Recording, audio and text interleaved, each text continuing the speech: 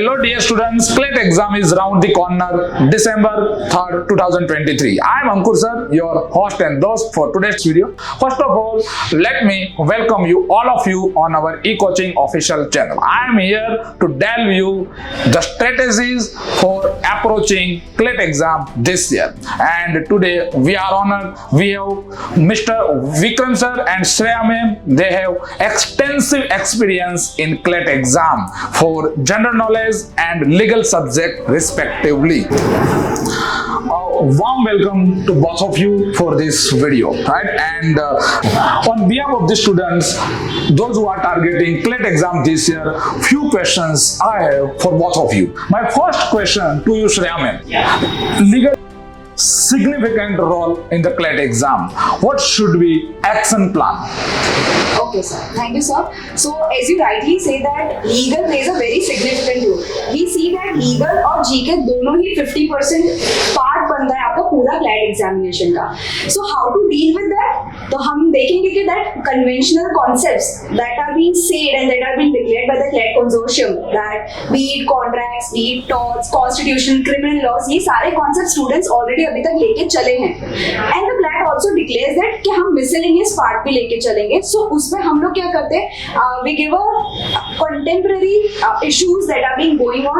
जैसे हम कोई भी एग्जांपल ले लेते हैं, जैसे WhatsApp privacy केस हो गया या कोई भी ongoing issue है, कोई भी amendments आए, कोई bills आए, तो उस पर फोकस करना चाहिए. This is what I would say to the students कि अभी 9 days है, आप थोड़ा सा रिविजन पे लेके चलो. ये नहीं बोलूंगी कि कुछ नया कॉन्सेप्ट ट्राई करो, कुछ नए चीजों को लर्न करो, बट जस्ट फोकस जो भी आपने अभी तक किया है उसको हम प्रैक्टिस करते हुए चलेंगे. Next question, Vikram sir, for you. Yes, sir. What action should student take and avoid for these 9 days? सबसे फर्स्ट मैं स्टूडेंट्स को ये बोलूँगा कि अभी जो टाइम बचा आपका, और ये टाइम ऐसा है जो आपको सिलेक्शन की तरफ लेके जाएगा. कई बार हम प्रिपरेशन जब स्टार्ट करते हैं तो मोमेंटम बहुत ज़्यादा हाई होता है, फिर बीच में मोमेंटम लो हो जाता है, और मुझे लगता है कि अब वो टाइम आ चुका है जहाँ हम अपनी प्रिपरेशन को बूस्ट दे रहे हैं. और बूस्ट देने के लिए सबसे फर्स्ट मुझे लगता है कि अब कुछ नया ट्राई करने की नीड नहीं है. जो भी आपके पास जो 7 डेज हैं, इन 7 डेज का आपके पास एक प्लान बनना चाहिए, जो मैंने आपसे क्लास में भी डिस्कस किया है कि आपका मॉर्निंग में ही रूटीन प्लान सेट हो जाना चाहिए. मुझे डेली के एक्टिविटीज में क्या करना है, जैसे लाइक मुझे मॉक्स कितने देने हैं. तो कई बार जैसे सर बच्चे मेरे पास आके बोलते हैं कि सर मैं 7 डेज में 7 मॉक्स दे रहा हूँ. तो मुझे लगता है कि एज पर लास्ट जितने जो लास्ट 7-8 की अगर मैं अपनी जर्नी को चेक करता हूँ, जो टॉपर्स जो निकले हैं इस सेंटर से, कोचिंग से, मैं बात करूँ लास्ट 4 ईयर्स के जो हमारे, तो बच्चा आपको एटलीस्ट मुझे लगता है कि मिनिमम वीक में आप 2 मॉक ले सकते हो. मैक्सिमम वाला जो पार्ट हो सकता है वो आपका 4 हो सकता है. एंड इन 7 डेज के अंदर आप जब अपनी प्रिपरेशन लेके चलते, तो अब आपको ये चेक करना है कि मुझे मॉक का स्कोर चेक नहीं करना है. मुझे ये चेक करना है कि मेरा verbal section, LR section, quant section, जो मेरे लैक जो पार्ट जा रहे हैं उसमें मेरी सिली मिस्टेक कौन कौन से, उनको मैं फाइंड करूँ. जो मैंने 40 मॉक्स जो हमने करा रखे हैं, उन 40 मॉक्स को मैं चेक करूँ कि मेरी लास्ट के 40 मॉक्स में जो कॉन सेक्शन में क्या कुछ प्रॉब्लम आ रही है, उन सिली मिस्टेक वाली चीजों को फाइंड करें जो मैंने लिख रखी है, उन्हीं को मैं वापस एनालिसिस वाले पार्ट में लेके चलना start. So next question for you. You have vast experience in GK, right? And I've seen that your GK by VK Telegram group has played vital role for the many exams. So sir, GK को student को कैसे approach करना चाहिए?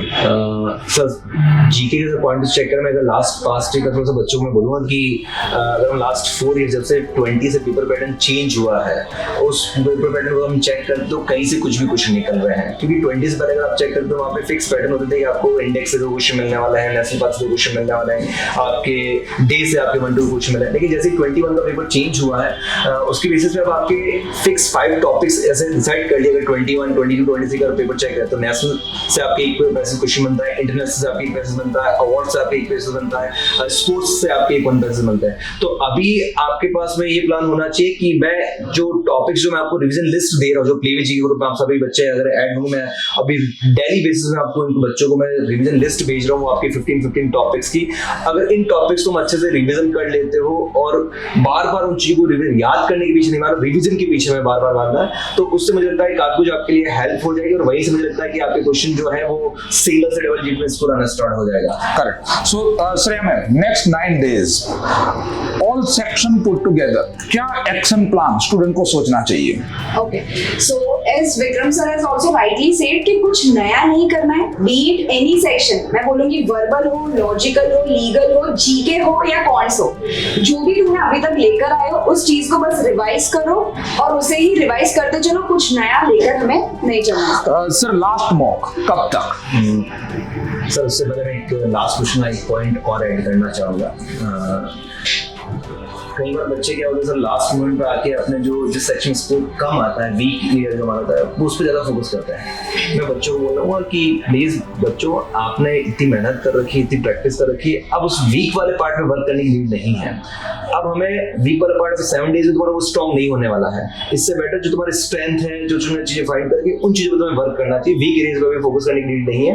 And sir ने अभी बोला है कि कितने मॉक देने चाहिए। मुझे लगता है कि जब जर्नी हमने स्टार्ट की थी 1 से स्टार्ट की और आज हमने 40 प्लस मॉक दे दिए, तो सफिशिएंट मॉक है। अगर मैं 40 मॉक्स को अगर क्वेश्चन के लिए आप अगर मैं चेक करूँ, ईच मॉक में आपके 120 क्वेश्चन, अगर 15 मॉक से पहले हम चेक करें तो 150 क्वेश्चन आपके रहते हैं। तो ऑन एन एवरेज आपने 5000 प्लस आपने क्वेश्चन को सॉल्व कर लिया है। और इंडिया लेवल पे मुझे जितना लगता है कि जितना पेपर जो पैटर्न जो आती है, आपको पेपर का 65% स्कोर करना होता है। और अगर आपने 5000 क्वेश्चन अच्छे से प्रैक्टिस कर रखी है तो वहाँ से आपका सफिशिएंट चीज़ें होनी चाहिए। और ऑन एन एवरेज जो मॉक की अगर बात की, स्टार्टिंग में बोला है कि 7 डेज के मिनिमम 2 मॉक, मैक्सिमम आपके 4 मॉक, इससे ज़्यादा कुछ देने की नीड नहीं है। अगर इतना कर लेते हो तो सफिशिएंट है sir. Shreya ma'am, logical reasoning student को कैसे डील करना चाहिए? सर हम लोग लॉजिकल रीजनिंग अभी तक देखते हैं, हम लोग पैसेज बेस्ड प्रैक्टिस भी करी है, हम लोगों ने एडिटोरियल पेज भी हम लेके चले, एडिटोरियल्स हमें न्यूज़पेपर में से पढ़े हैं। अगेन वही पार्ट आ जाता है, कुछ नया इसमें लर्न करने जैसा नहीं है। This is something that is based on your reasoning skills. अपने स्किल्स अभी तक जितनी डेवलप करनी थी आप कर चुके हो, बस उसे आप प्रैक्टिस लेके चलो। My last question for both of you, I have seen कि कॉन्ट जो टॉपिक होता है उनका काफी इंपॉर्टेंट रोल रहता है कि जितने भी टॉपर्स है वो थोड़ा जो मैथ्स के अंदर अच्छा कर जाते हैं तो शायद उसके रिजल्ट के अंदर उसकी इम्पैक्ट आती है। तो आप इस पे क्या बोलना चाहेंगे? सर मैं ये बोलना चाहूँगा कि जितने भी टॉपर्स है, लास्ट स्टेज जो हमारा टॉपर है समित बासु, उसकी जर्नी अगर मैं थोड़ा सा बच्चों को एग्जांपल के पॉइंट से बताना चाहूँगा। उस बच्चे के अगर आप हिस्ट्री का चेक करते हैं तो ईच एंड एवरी बॉक्स के अंदर उसका कॉन के 15 मार्क्स से पेपर होता है, उसमें 14, 13, 14 नंबर। सबसे स्ट्रॉन्ग पार्ट जो था उसका वो कॉन सेक्शन था। एक्चुअल एग्जाम में जब हम मॉक दे रहे थे, हम सब फैकल्टी जाके बैठते हैं, मॉक दे रहे थे, जब उसमें मॉक दिया, हमने भी वो एक्चुअल क्लैट का एग्जाम दिया, बोला कि सर कॉन सेक्शन के अंदर मैंने टाइम स्लॉट 2 सेट थे और 2 सेट को तो मैं चेक करूँ तो मेरा एक सेट ही मैंने बनाया, उस सेट में से 2 क्वेश्चन या 3 क्वेश्चन राइट है सर। और जब एक्चुअल जब रेट आया सर उसका इंडिया लेवल पर उसकी रैंक 67 है एंड कॉन सेक्शन के अंदर उसने ओनली फॉर 3 स्कोर किया है। जब उसका क्वेश्चन तो मेरा 3 स्कोर ही कर गया सर, तो उसने बोला कि सर मैं उस क्वेश्चन को सेक्शन को अगर बनाता, मेरा स्ट्रॉन्ग पार्ट है लेकिन वो मेरा टाइम कंज्यूमिंग हो जाता है कि उस क्वेश्चन को बनाने के अगर मैं सेट को बनाता तो मेरा 15 मिनट लेके चला जाता। इससे बेटर है कि मैं किसी दूसरे सेक्शन जाना है इस साल। तो मैं बच्चों को यहाँ पे लर्निंग के पॉइंट्स बोलूंगा कि प्लीज आप पहले से माइंड सेट करके मत लेके चले कि आपका कौन स्ट्रॉन्ग है, वहाँ पे कौन स्ट्रॉन्ग हो सकता है वो आपका वीक एरिया में करना है। वहाँ पे मैक्सिमम आपका टाइम आप कौन से सेक्शन पे इन्वेस्ट करते हो वो आपको सिलेक्शन तरफ लेके जाता है। तो टाइम मैनेजमेंट इस एग्जाम में मोस्ट इंपॉर्टेंट रोल प्ले करता है। तो प्लीज बच्चा पहले से कुछ भी डिसाइड नहीं करना कि इतना सेक्शन टाइम, पेपर को अकॉर्डिंग आपको ब्लाइंडली सेट करके लेके चलनी है। तो अगर ये प्लान लेके चलते हो कि मुझे वर्बल एलआर कौन सेक्शन जो भी चीजें आती है आपके जोन के अकॉर्डिंग है तो उसके अकॉर्डिंग टाइम स्लॉट दो, और कौन सेक्शन पहले से प्रेडिक्शन करके मत लेके चलना कि इजी आने वाला है, यहाँ पे बन रहा है वहां पे बन जाए, इसको आप लेके चलना। So let me conclude the things, be relax, जो होना था जो करना था आपने कर लिया है, राइट?